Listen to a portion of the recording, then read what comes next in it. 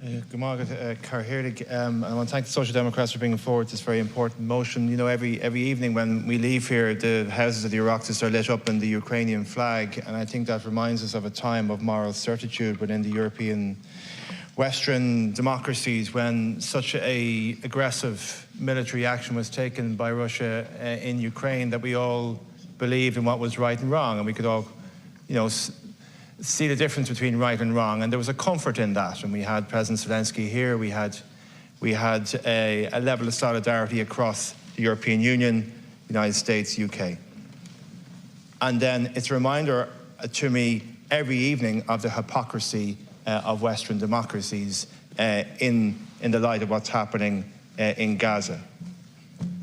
That is the biggest shock to me, is the immorality of the response from the EU, from Ursula von der Leyen, from the US, which I think I would have expected, the UK. I want to take the opportunity at this moment in time, which isn't a comfortable thing for me to say, to call out the British Labour Party and its leader, Keir Starmer.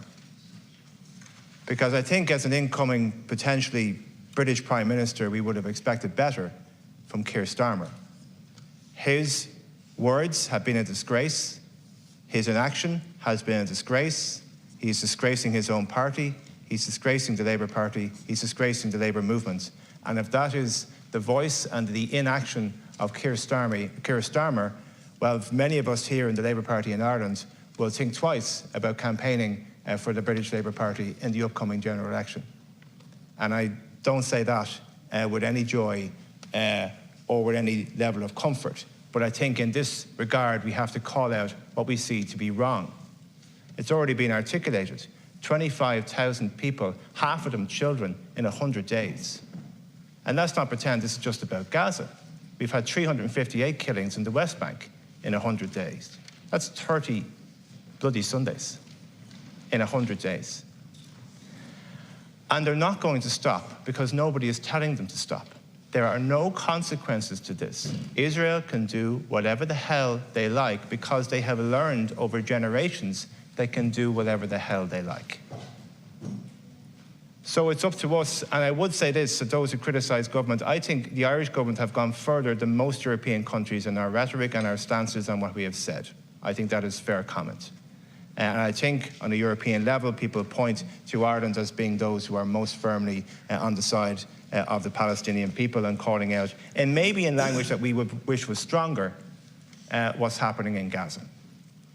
We cannot have a solution to this issue until we isolate Israel as we isolated South Africa in the 70s and 80s. There is no other way. We've tried everything else and it hasn't worked because they are, with glee, murdering, and committing genocide. It is evil in our midst, and we're not in a position to call it out. So just as we stood against the evil of the South African apartheid regime, we have to call out and isolate the evil of the Israeli apartheid regime and their genocide on our watch. And until we break off all diplomatic, economic, sporting, artistic links with this country, they're not going to learn.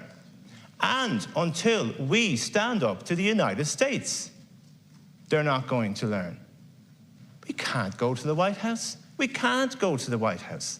We can't go in 6 weeks' time and gleefully hand over a bowl of shamrock to an administration that's backing this, that's cheerleading it, that's funding it, and that's weaponizing it. We can't do it. I'd say to those other political organizations in this chamber who want to go there and raise money in 6 weeks' time, you can't do that either. You can't take money off these people. There comes a point when you have to say no. There comes a point when you have to point to your friends and your colleagues and those who have deep political relationships and says, no, you are wrong, because some things are more important. And the sad point is now is that every time I leave Leinster House and I see that Ukrainian flag, it makes me feel like we're all hypocrites. Because that moral certitude that we had, that sense of truth and justice that the West speaks about, that sense that we're all in this together, that we see evil, we see wrong, we see murder, and we call it out, it almost feels like there was a smugness to that compared to what is happening now. 25,000 people, half of them children, and they're not going to stop. They're not going to stop. So who is going to tell them to stop? So, Minister, what I would say this, and trying to be fair, I know that the Irish government are going further than anybody else, but you know something, we're just not going far enough. I think we have to have a memory in our system of how this country viewed the South African situation. The women from Dunn's Stores who said, you know something, even though I'm a poorly paid person, I will not handle this fruit. And that changed the world.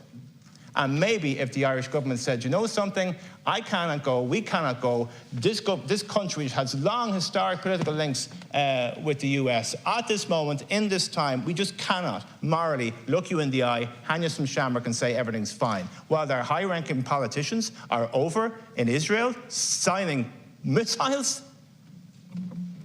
that Irish-American joke Mike Pence, and others who have funded and supported and cheerlead it. So, what do? We have to support the South African action in the ICJ. We have to recognise the state of Israel. The state of Palestine. We have to absolutely support the Occupied Territories Bill. And we have to break off all diplomatic, economic, political, sporting links with South Africa.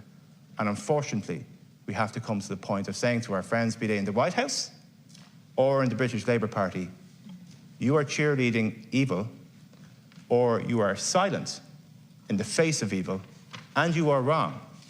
And that wrong has consequences, which might be uncomfortable, but it's the right thing to do.